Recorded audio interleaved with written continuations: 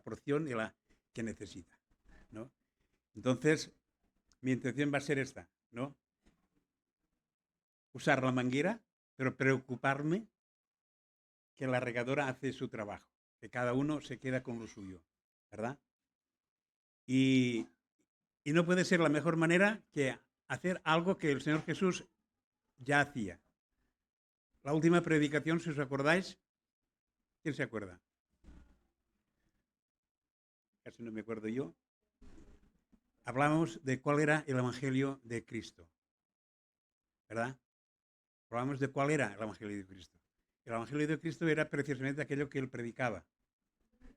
A veces nosotros, nuestro Evangelio es Jesús naciendo, Jesús haciéndose mayor allí en el templo, Jesús bautizándose, Jesús haciendo milagros, Jesús siendo perseguido por los personajes religiosos, Jesús crucificado. Quizás nuestro Evangelio es este, ¿no? Que es el Evangelio. Pero el Evangelio de Jesús era el reino de los cielos. O sea, no era su vida. No era su vida. Él pretendía predicar el Evangelio del reino de los cielos. Dice así en Marcos 1, 14, 15. Mas después que Juan fue encarcelado, Jesús vino a Galilea predicando el Evangelio del reino de Dios, diciendo, el tiempo se ha cumplido y el reino de Dios se ha acercado. Arrepentíos y creed en el Evangelio. Mira, solamente la primera frase ya daba por una predicación. Pero resulta que nosotros como iglesia nos hemos avanzado. ¿Os acordáis de que hicimos un tiempo de oración y ayuno con el lema es necesario que menguar para que tú crezcas? ¿Verdad que sí? Pues llega el momento en que Juan ya ha menguado y es el momento en que Cristo tiene que crecer, tiene que salir. Juan ya no está en la calle, ya no puede vestirse de piel de camello y ir bautizando ahí en el desierto. ¿Por qué? Porque lo han encarcelado. Lo encarcelaron y lo sacaron ya de la vía pública. Ya no podía predicar, ¿no? Algunos discípulos se acercaban a él, ¿no? Y preguntándole cosas sobre alguien en la calle que estaba haciendo milagros, ¿verdad? Y ese alguien era Jesús, porque Jesús estaba ya creciendo, ya estaba en su ministerio. Dice aquí, Jesús vino a Galilea predicando el Evangelio del reino de Dios. Juan era el precursor. Él también dijo, arrepentíos, el reino de los cielos está cerca. Decía en sus predicaciones. Esta predicación había quedado anulada por la cárcel. ¿Y quién la iba a seguir? El genuino, no el precursor, sino el portador del reino. Por lo tanto, es importante, parece una tontería, pero es importante que nosotros como creyentes en Jesús sepamos realmente qué es lo que Jesús decía cuando él quería predicar el reino de Dios. Y esto nosotros lo hemos de tener muy claro lo que quiere decir. Y fijaros, es importante que para entrar en el concepto del reino de Dios, viene aquí dos cosas. El tiempo se ha cumplido, primera cosa. Y segunda cosa, arrepentíos. La primera, el tiempo se ha cumplido. ¿Qué quiere decir el tiempo se ha cumplido? Que se acabaron las medias tintas. Ya no vale a jugar a cristianito. ¿Entramos o no entramos en el reino? No sea que el Señor nos diga, estás muy cerca del reino de los cielos, como le dijo a alguien que vino ahí y le preguntó, ¿cuál era el primer mandamiento? ¿No? Y dijo, mira, amarás a Dios sobre todas las cosas. Tal cual. Ah, dice, muy bien, pues estás muy cerca del reino de los cielos, pero no estás dentro. Fíjate, sabía que el gran mandamiento, el mandamiento más importante, era amar a Dios con todas nuestras fuerzas, lo primero, imprescindible, y al prójimo como a ti mismo. Sabía, pero no vivía. Por lo tanto, sabes, pero no estás en el reino. Por lo tanto, si estamos ya, se acabó. Ya no estamos jugando. El tiempo se ha cumplido. El tiempo del juego se acabó. Ahora todos a clase. Hacer el examen de matemáticas. Se acabó. A ver si habéis aprendido o no. Hasta ahora habéis estado en el patio jugando a lo serio. A por todas. Ahora ya vamos a por todas. El reino de los cielos se ha acercado. Lo tenemos aquí. Lo tenemos aquí. Y por lo tanto, como todo reino, tiene un lugar. ¿Qué lugar tiene el reino de España? ¿Ocupa algún lugar el reino de España? Yo diría que es, como mínimo, es la península ibérica. ¿Sí o no? ¿El reino de Holanda tiene espacio? ¿O el reino de Inglaterra tiene espacio? Si queremos ir al reino de Inglaterra, ¿es que hemos de entrar en este espacio? ¿Es que nosotros ahora estamos dentro del reino de España porque hemos traspasado sus límites? El reino de Dios tiene sus límites y hay que entrar. Hay que entrar. Por eso nos dice que hay que arrepentirse para entrar en el reino de los cielos. Este es el primer eslogan. Arrepentimiento para entrar en el reino de los cielos. Esto es sumamente importante. Si nos preguntaran, ¿qué es el reino de los cielos? ¿Qué es el reino de Dios? ¿Qué responderíamos? No sé, supongo que todos a la pregunta tendríamos una opinión u otra. Supongo. ¿Hay alguien que no tenga ninguna opinión sobre el reino de Dios? Nadie dice nada. Ahí el restaurante dice, quien calla, otorga. ¿Eh? Lo cual quiere decir que sí sabemos algo del reino de Dios, pero no nos atrevemos a decirlo, no sea que metamos la pata. ¿Sí o no? Lo cual quiere decir que nos hace falta saber lo que es el reino de Dios. Porque si no sabemos el reino de Dios, no vamos a encontrar la puerta. Arrepentíos para poder entrar en el reino de Dios no va a tener demasiado sentido. Yo hago las cosas que entiendo. Las que no entiendo, prefiero que las haga otro o que otro me enseñe o que me empuje a hacerlas. Pero Dios, que me considera libre, quiere que lo que yo haga, lo haga en libertad, entendiendo las cosas por mí mismo, no por lo que me digan, sino por lo que yo entiendo, por lo que yo he recibido de parte de Dios. ¿Cuál fue la gracia de Pedro al decirle a Jesús, tú eres el Cristo, el Hijo del Dios viviente? ¿Cuál fue la gracia de esta frase? ¿La sabiduría de Pedro? ¿El genio impetuoso de Pedro? ¿O la revelación de Dios a Pedro?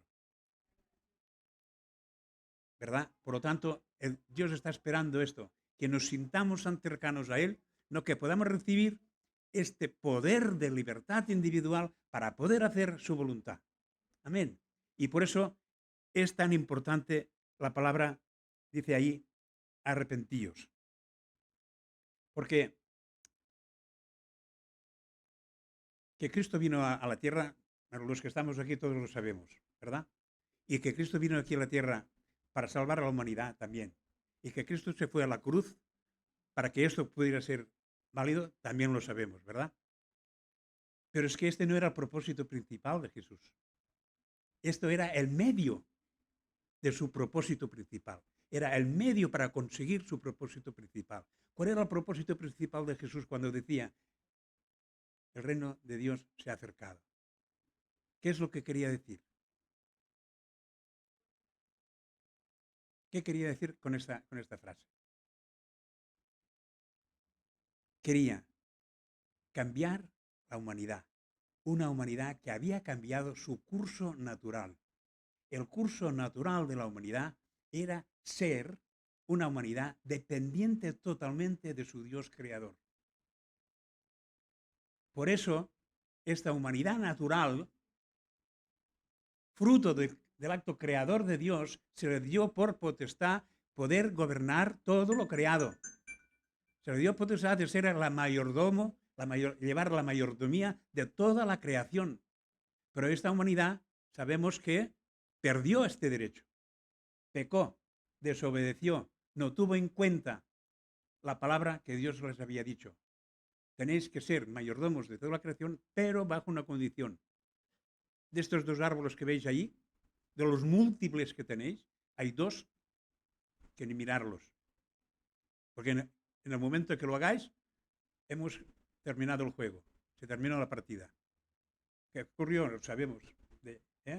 Desde la escuela dominical sabemos, ¿no?, que la humanidad no hizo caso de esta palabra con excusas, que si la serpiente, que si el hombre, que si tal, que si cual. El tema es que se apartaron del diseño original. Tenían que ser los mayordomos de la creación y por desobediencia se perdió este diseño. Y entonces Jesús lo único que vino a hacer era recuperar el diseño. Recuperar el diseño. Para recuperar el diseño, él tuvo que venir como hombre, tuvo que nacer en un establo, no tuvo que recibir ahí los 3 magos. Que viene el día de los magos, ¿verdad? Que los regalitos. Bueno, pues gracias al propósito que Jesús tenía con nosotros, ¿no? Pues tenemos este día. Pero esto eran medios para llegar al fin. Y el fin era que esta humanidad recuperase su situación original. O sea, establecer el reino de Dios. Reino no quiere decir otra cosa que autoridad. Autoridad. Si nosotros hablamos del rey, entendemos que es la última autoridad de todo el gobierno que nos gobierna.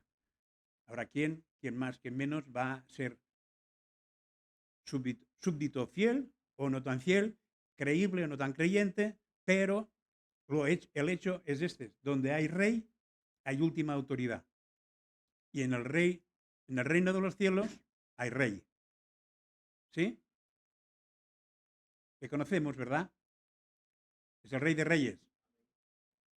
Este Rey de Reyes no es otro que Jesús, el Cristo. Jesús, el Cristo. El Hijo de Dios que vino a llevar a cabo el propósito que el Padre tenía en su corazón.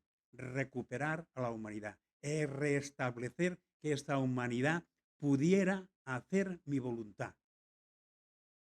Recuperar entonces el inicio. ¿Qué dice alabado sea el Señor? ¿Estamos de acuerdo en que Cristo vino para conseguir el fin, que es recuperar la humanidad para Dios? Por lo tanto, sí, somos salvos, pero esto fue la consecuencia de lo que Él quiso hacer con nosotros. Nosotros le damos gracias al Señor. ¿Por qué? Porque me salvó, porque ya no voy al infierno, porque cuando oro siento ahí que el Señor me está escuchando y que a veces hasta me contesta y que hasta a veces me da lo que le pido, ¿no? Y estoy así de contento. Pero todo esto no es otra cosa que el resultado de estar en el lugar donde debes de estar. Estar en el lugar donde debes de estar es cuando estás en el reino, ¿verdad? Por lo tanto, podríamos decir ahí que venir a la iglesia, sentirme muy evangélico, no tiene nada que ver con formar parte del reino. Porque el reino no está fuera, el reino está dentro. Amén. Esto es la clave del reino. Toda la realeza de Dios. Claro, en el Salmo 96:6, claro, si no somos capaces de verlo desde el interior, este salmo no tiene sentido. Honor y majestad delante de él, poder y gloria hay en su santuario. Leámoslo a alguien que no tiene nada que ver con el cristianismo, que no tiene nada que ver con la Biblia. ¿Qué va a entender cuando se le diga honor y majestad delante de él, poder y gloria hay en su santuario? Si tú no estás en el reino, si tú no estás en donde debes de estar, esta frase no tiene ningún sentido. Pero estando en un lugar, sabemos que estamos hablando de ¿quién? Del Dios Todopoderoso. Y por eso nosotros cuando decimos honor y majestad delante de él, entendemos que estamos en la presencia del Dios Todopoderoso, del que tiene honor, que tiene majestad, que es el Rey. Y por lo tanto, gloria en su lugar. Un lugar santo, un lugar especial, un lugar donde no puede entrar cualquiera, sino alguien especial.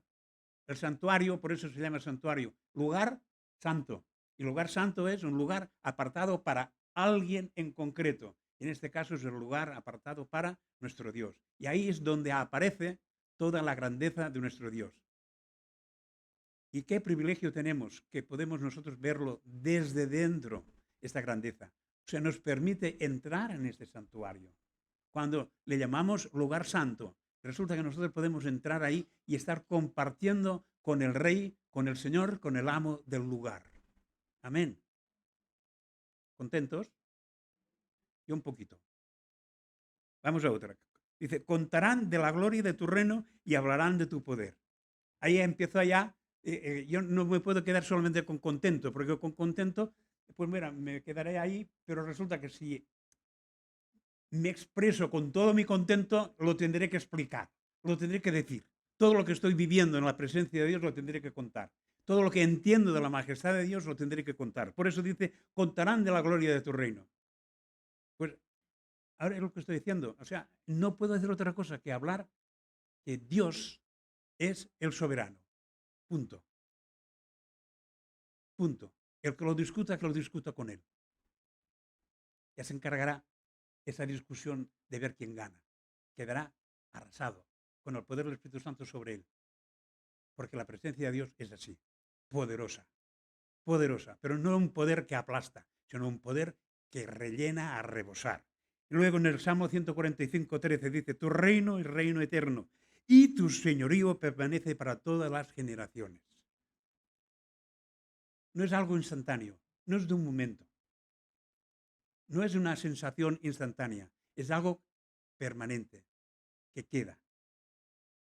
¿Cuántos se alegran de recordar el día en que se sometieron al señorío de Jesús? ¿Os acordáis de aquel día? ¿Os acordáis de aquella alegría? Pues es una alegría que permanece. Hasta hoy. Probad mañana. Probad mañana de hacer lo mismo. De recordar el día en que os entregasteis a Jesús, a ver si seguís estando contentos.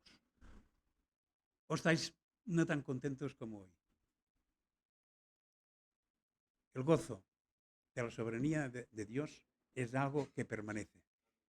Si no lo sentimos, no es porque no esté, sino porque no le hacemos caso. Es culpa nuestra, no culpa del gozo. El gozo está ahí.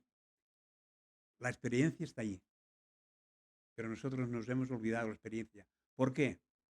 Porque ahí dice el Señor también, a ver, bueno, claro, me he saltado una serie de cosas porque voy así a saco, ¿no? Como el reino de Dios, lo tenía ahí como frase resumida, que el reino de Dios se basa solamente en una palabra, en obediencia. Obediencia, ¿no? Si yo aquel día le dije, Señor, tú eres el que va a llevar mi vida, ¿esto qué es? Un compromiso para que al día siguiente ocurra qué? Que Él va a seguir siendo el Señor de mi vida.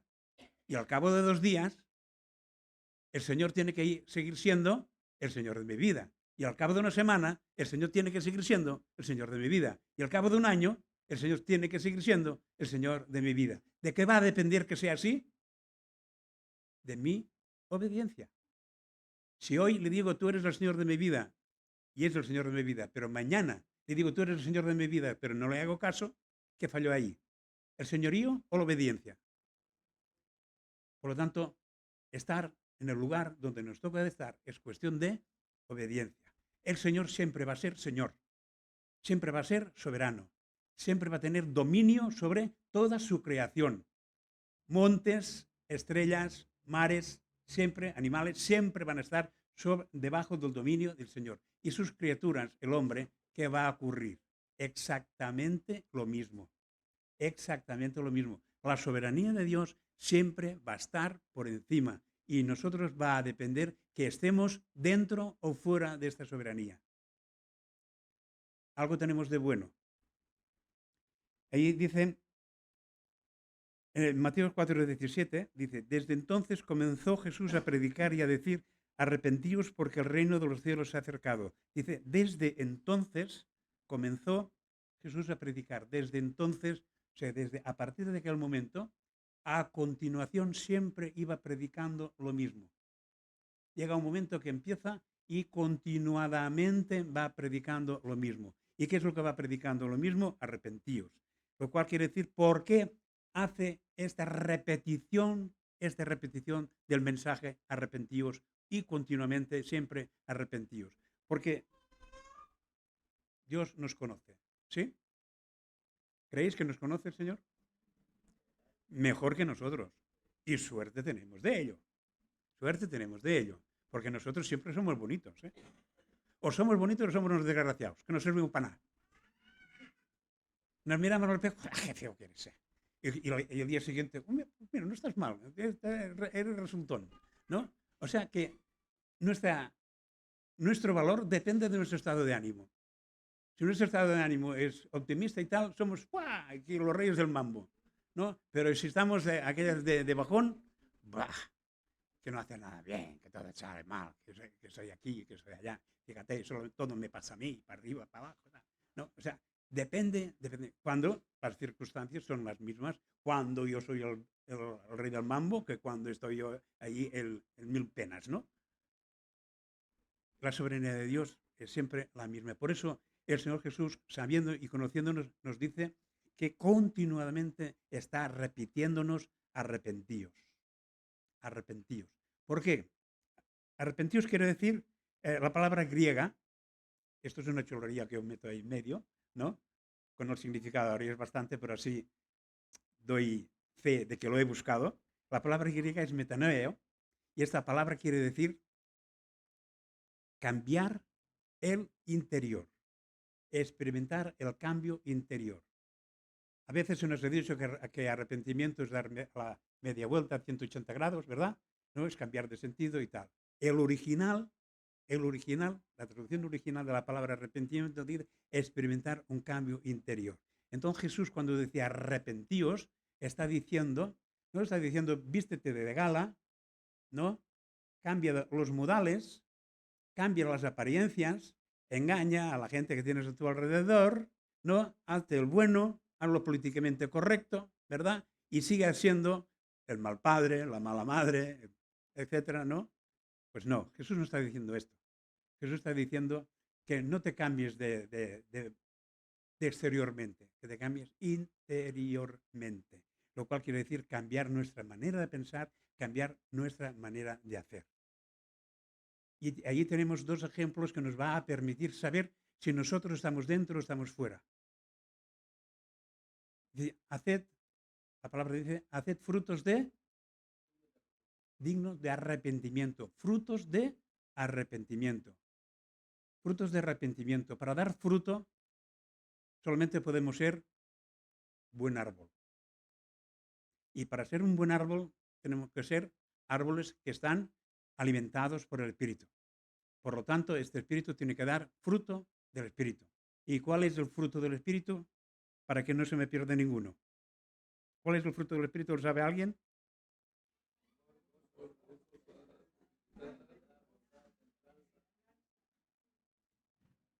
Espera que os hago el examen.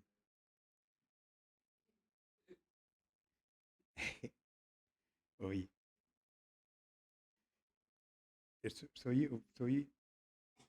Bueno, el fruto del Espíritu sería este, ¿verdad?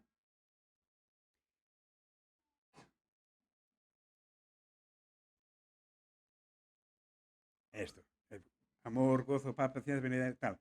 Y luego ya tenemos el fruto del Espíritu. Pero este fruto del Espíritu lo tenemos, ¿no? Pero ¿nos sirve o no sirve? Porque el amor de Dios lo tenemos, sí, el Espíritu Santo se ha encargado de depositar el amor en nosotros. ¿Tenemos el gozo del Señor? Sí, también lo tenemos, ¿vale? Tenemos la paz, mi paz os doy y mi paz os dejo. Si la hemos cogido, la tenemos, ¿verdad? Y tenemos paz para con Dios. Y paciencia. Unos sí, otros no. Pero todos tenemos paciencia. La otra cosa es que la sepamos usar. Pero todos tenemos paciencia. Benignidad, que es digamos, la raíz de la bondad. O sea, en nosotros sale a hacer el mal, el bien. ¿Vale? Por eso tenemos benignidad, bondad. Cuando tenemos esta sensación de hacer el bien, se transforma en bondad. Lo tenemos todos, fe. Estamos aquí por fe. Mansedumbre. Quiere decir que no estamos yendo ahí de pedantes de uno sobre el otro, sino que vamos haciendo lo que toca, papam, y cada cual lo suyo. Templanza, que no nos pasamos, que tenemos criterio del más y del menos. ¿Sí? No, Algunos sí y otros no, pero lo tenemos. ¿Lo usamos? Ahí viene, que es la otra parte. Una cosa es lo que tenemos y la otra cosa es lo que hacemos. Y es el estilo de vida. Y el estilo de vida viene marcado por el estatuto del reino. Sabéis que todo país tiene sus estatutos, ¿verdad? Pues el reino de los cielos también tiene sus estatutos. Y sus estatutos son los que han hecho SEAN se lo saben muy bien, son las bienaventuranzas. Y las bienaventuranzas nos está diciendo el tipo de personajes, la característica de los personajes del reino. Por ejemplo, ahí nos dice que bienaventurados los pobres de espíritu. O sea que los que están en el reino no es gente que van, no veas, qué grande es Dios por mí, en mí, ¿no? Sino siempre necesitados de más. Los que estamos en el reino siempre, como nuestro referente es Dios, y Dios es tan inmenso, pues siempre nos sentimos pequeños y queremos más. Los ciudadanos del reino siempre quieren tener más. La otra cosa es, bienaventurados los mansos. La característica de un ciudadano del reino no va por el mundo altivo, pedante, prepotente, sino va por el mundo con gentileza, pensando en el otro. ¿Me entiende? Pues le explico. Esto lo digo porque si alguna vez os encontráis algún catalán que os dice no quiero hablaros en castellano, espabilate, este es uno que no está en el reino, seguro. Este no está en el reino. No quiere decir que él no tenga derecho de defender su catalán, pero tiene que estar pensando en el otro. Tiene que estar pensando en el otro. Y el otro, preocuparse, pues, de entrar en el otro. Por lo tanto, si el otro es catalán, ¿eh? Toma y daca, el feedback. Pero ahí está la mansedumbre. Ahí está la actitud. La actitud de un ciudadano del reino no es el que va de altivo, no es el que va de prepotente, sino es el que va pensando siempre en el que tiene enfrente. Luego dice, los que tienen hambre de justicia. Hambre de justicia. Me lo habréis oído decir un montón de veces. Justicia no es otra cosa que estar en el lugar adecuado y haciendo lo que toca.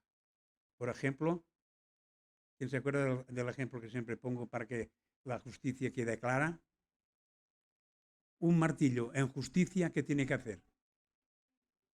Clavar clavos. Clavar clavos. ¿Por qué? Porque fue creado para esto. Un martillo que no clava clavos no es un martillo justo, porque no está haciendo por lo que fue creado. Por lo tanto, un ciudadano del reino siempre buscará hacer lo que le toca hacer por lo que es. Como hijo de Dios, se preocupará siempre de actuar como tal hijo de Dios. Y por lo tanto, buscará la justicia en él y en el entorno. Los que tienen misericordia. Un ciudadano del reino tendrá misericordia. ¿Qué quiere decir tener misericordia? Ver las necesidades y decir, ahí te las apañas, o se moverá en compasión y se moverá en solución. Porque hay gente que dice, oh, qué pena. Mire qué pena me da, fulanito de tal. Y yo cuando, porque eso es una palabra muy común, una expresión muy común. Cuando hay una dice, ay, qué pena lo que les ha pasado. Y piensas, pero ¿te has movido en hacer algo? Pienso yo. Porque la pena es la que solamente enriquece tu interior. Te hace sentir, fíjate qué buena persona soy, me duelo por los demás. Pero la compasión es salir hacia afuera. Es esta pena en acción. La compasión es pena en acción en favor del que la necesita. Y el ciudadano del reino lo que va a tener es misericordia, va a tener compasión. Va a tener compasión y buscará la manera de poder ayudar. A veces podrá, a veces no podrá, claro. No todo se puede, ¿eh? No todo lo que uno quiere lo puede llevar a cabo, pero en su interior sí habrá esta actitud de querer ayudar, de querer hacer que aquella necesidad no sea tan crucial para el individuo que tiene enfrente, ¿no? Luego dice los limpios de corazón. Pablo lo tiene claro. Lo que quiero no hago, lo que no quiero eso hago. O sea, lo tenía claro, que su corazón no estaba limpio. porque con su corazón quería alabar a Dios, pero luego con su mente había ahí una dicotomía bestial. Pues ¿qué hace un ciudadano como Pablo era? Cuando leemos todo este episodio, ¿no? Yo me acuerdo que cuando hacíamos el estudio bíblico, ¿no? Y hablaban de eso de Pablo, ¿no? De esta controversia del querer y no querer y tal, ¿no? Pero nunca llegamos al último versículo. Tuve que llegar yo en mi casa solamente haciendo el estudio para mí. Y en el último versículo dice, pero gracias doy a Jesucristo, porque con la mente quiero, pero con el corazón sirvo. Cosa que antes esta dualidad no la tenía. Iba a saco, sin pensar si hacía lo correcto o no hacía lo correcto. Y ahora, teniendo esta duda, le doy gracias a Dios, porque con esta duda puedo llegar a la convicción de hacer lo que realmente toca hacer. Porque la duda la presento al Señor y el Señor enriquece la duda con una verdad, con una decisión. Entonces, un ciudadano del reino procurará que su corazón esté limpio. Un corazón limpio es un corazón limpio de duda. Limpio de duda. No de duda de mal. Porque un ciudadano no puede limpiarse su corazón de mal. Quien va a limpiar el corazón de mal no va a ser él. Va a ser Cristo a través de su sangre. Yo lo único que puedo hacer es tomar conciencia de que tengo un corazón malo. Y como soy alguien del reino, un ciudadano del reino, yo quiero tener un corazón sano. Entonces me acerco a Cristo para que me limpie este corazón. Pero cuando tengo dudas, las dudas sí son mías. Las dudas son mías. Y esas dudas son las que representa a Cristo para que las transforme en verdades. Por lo tanto, un ciudadano del reino será alguien que se preocupará de su corazón. Que no tanto le dará hacer el bien o hacer el mal, sino que procurará discernir entre el bien y el mal. Y buscará la solución sabiendo que hay solución. Este es otro punto que habéis que tocar. ¿Qué más tenemos? Los pacificadores. Hay gente que le gusta meter baza donde hay conflicto. Hay gente que sí, que cuando dos se pelean, ay, mira, es que fíjate, ahora fíjate lo que te está diciendo. En vez de poner ahí, buscar algún argumento para apaciguar, no, busca los argumentos que pueden encender el fuego, o sea, que va tirando gasolina al fuego, ¿no? Bueno, este no es del reino. Este no es del reino. El del reino buscará la paz. No sabrá cómo, pero buscará la paz. Se meterá en el ajo buscando la paz, sabiendo que la paz está en Cristo y que Él puede ser herramienta de esta paz. Amén. Entonces, un ciudadano del reino, su manera de vivir, su estilo de vida, será un estilo pacificador. No será una persona que vaya por la calle bronqueando o buscando bronca. No será. Al revés. Será alguien que cuando ve que hay dos peleándose, pues intentará poner orden. A lo mejor sale él peor que los dos que se están peleando, pero su actitud ha sido la correcta. La actitud ha sido la correcta. El resultado, pues mira, Dios sabe. ¿Eh? El que esta mañana se ha dicho, ¿no? Que los que aman al Señor, ¿qué pasa? Pues el meterse en este berenjenal y haber recibido una torta, por algo de bien será, ¿no? Me llevé la torta, pero algo bien habrá ocurrido. Y por último, los que padecen persecución. O sea, no nos vamos a asustar. Y esto es algo que cuando oramos por la iglesia perseguida, oramos en un plan de victimista, no de victoria. Pasar persecución en un mundo que no tiene a Dios, ¿qué es lo que vamos a esperar? ¿Qué es lo que nos alaben? No podemos esperar que nos alaben. No podemos esperar. Al contrario, que si nos persiguen, sin ellos darse cuenta, nos están ratificando nuestra identidad. Ellos no se enteran, pero nosotros nos podemos enterar. Y hasta le podemos decir, oye, gracias, Menda, porque me estás diciendo que soy cristiana de verdad. Por si yo tenía alguna duda, tú me lo acabas de confirmar. Por lo que me estás diciendo, me estás confirmando lo que a lo mejor estaría en duda. Los que le persiguen, la actitud de los que, cómo vivimos, cómo nos llevamos la persecución. Esto también será una señal de ciudadano del reino. Nos van a perseguir, seguro. ¿Qué hicieron a nuestro referente? ¿Quién es nuestro referente? Jesús. ¿Qué le hicieron? Lo crucificaron. Y tú vas a ser menos, ¿verdad? Tú vas a ser menos. Si tú eres seguidor del que le mataron, no esperes otra cosa. A lo mejor no te van a crucificar, ¿no? Pero maltratar, insultar, despreciar, ¿no? Eh, menospreciar, ningunear. Que esto quizás hoy en día es una de las cosas peores, porque todos queremos ser reconocidos. Pero si alguien pasa por tu lado y no te dice ni buenos días, dices, ¿será invisible? Lo peor es que te ninguneen, ¿no? Pues bueno, puede ocurrir, ¿eh? Al ciudadano del reino puede ocurrir que le ninguneen, pero gloria a Dios, porque sabemos quiénes somos. Amén.